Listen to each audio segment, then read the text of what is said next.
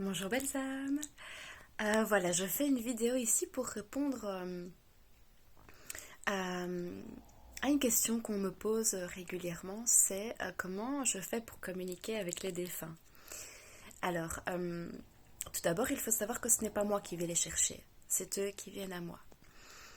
Alors, il y a plusieurs façons, soit c'est lors d'un soin, quand une belle âme se présente chez moi pour un soin. Si elle est accompagnée, eh bien je vais le sentir et surtout si la personne veut communiquer avec moi, elle va très bien me le faire comprendre.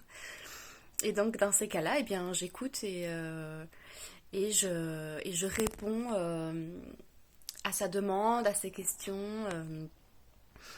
La plupart du temps, c'est parce que elle a un message à faire passer ou bien elle essaye de partir dans la lumière, mais la personne qui est donc là en soin l'en empêche.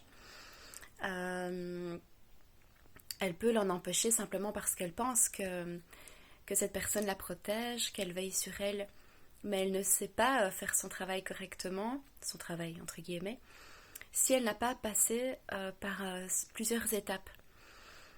Une personne peut revenir aider, guider un vivant, mais pour ça il faut que lui-même passe par plusieurs étapes. Euh, Qu'elle-même, puisque je parlais de la personne. Donc il faut qu'elle ait fait d'abord ces étapes-là. Et si on la retient, elle n'a pas le temps de faire ces étapes. Et là, ça pose problème parce qu'elle est coincée ici, enfin, dans une dimension qui n'est pas celle dans laquelle elle devrait être. Et en plus, la personne vivante va ressentir une perte d'énergie, de la nervosité, vraiment de la fatigue, de l'anxiété, etc. Donc c'est vraiment pas intéressant. Donc le mieux vraiment c'est de les laisser partir. Euh, et donc les personnes qui communiquent avec moi peuvent passer par ce biais-là. Ou bien par exemple, elles peuvent aussi communiquer avec moi si je suis appelée pour une purification de maison. Alors là, il se peut que donc, qu'il y ait un ou plusieurs défunts. Soit ce sont des défunts qui sont là parce que c'était leur maison par exemple et donc ils restent dans la maison. Soit c'est parce que ils, ils sont liés aux personnes qui sont dans la maison. Soit c'est parce que il y a soit c'est parce que il y a une possibilité pour le défunt de rester dans cette maison, en fait. Parfois, les personnes ne savent pas où aller et se logent dans un lieu comme ça, en attendant.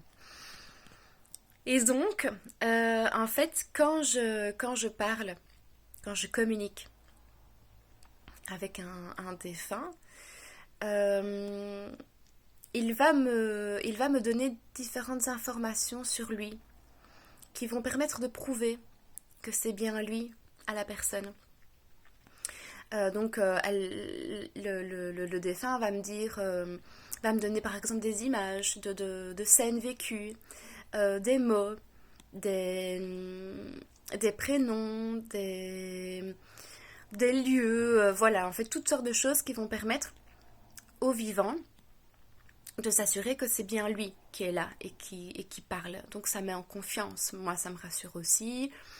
Il faut quand même savoir que c'est de l'ordre de l'invisible, hein, ça reste des visions, donc c'est en dehors des sens que l'on a l'habitude d'utiliser. Et donc le défunt va me donner différentes informations que je vais évidemment retransmettre au vivant.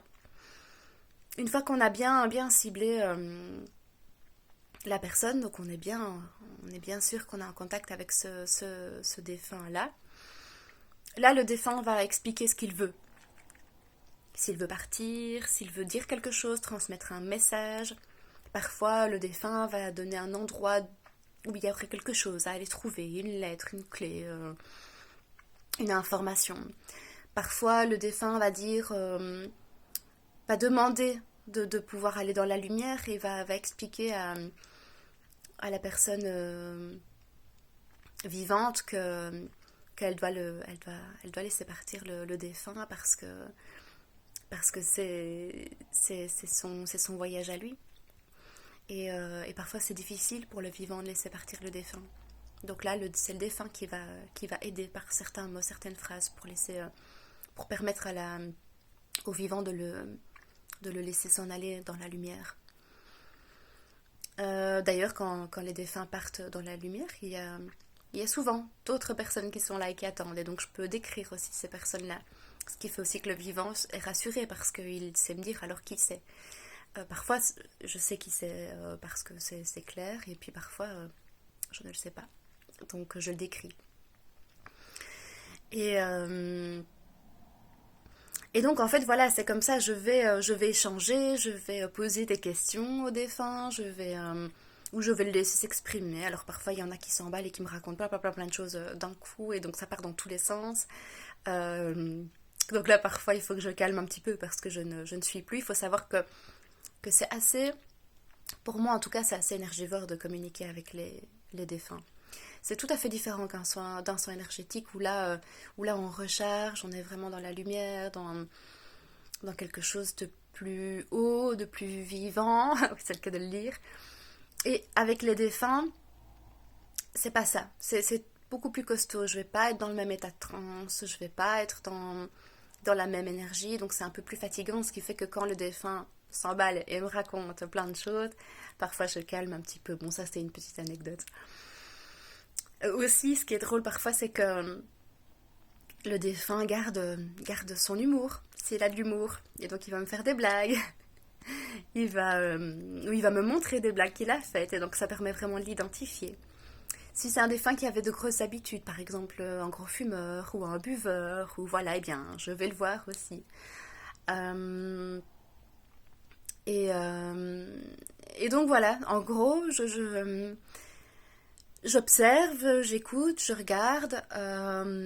Et donc aussi, ce n'est pas avec mes oreilles ni avec mes yeux. C'est avec la clairaudience, la clairvoyance. C'est autre chose. C'est pas, je ne vois pas comme je vois mon téléphone là maintenant. C'est différent. C'est plutôt comme un peu comme un rêve. C'est une vision. Euh, et donc voilà, en gros comment je communique, voilà, c'est vraiment je me connecte et je laisse le défunt s'exprimer. Je ne vais pas, comme je l'ai dit moi-même, chercher à faire venir un défunt parce que pour moi ça ne fonctionne pas comme ça. Mais j'ouvre si le défunt est là et puis s'il a des choses à faire passer, je vais transmettre. Et aussi, souvent, j'ai tendance à ressentir les émotions du défunt. C'est pour ça que ça m'arrive très souvent de pleurer quand je fais un passage d'âme, parce que il y a toutes les émotions qui sont là. Alors, il y a l'émotion du défunt, mais donc je ressens ces émotions qui passent par moi, mais du coup, il y a aussi mes émotions qui sont là, parce que c'est souvent extrêmement intense en émotion. Il y a de la tristesse, mais il y a aussi, surtout, beaucoup d'amour. Quand une personne, un défunt s'en va dans la lumière, c'est un amour inconditionnel. C'est beau, c'est waouh. Voilà. Et, euh, et voilà, en fait, je pense que j'ai répondu à la question. Si vous avez d'autres questions, ben, vous pouvez me les poser, soit en commentaire en dessous de la vidéo, soit par message. Et je ferai de mon mieux pour y répondre. Voilà, je vous souhaite une très très belle journée. Au revoir.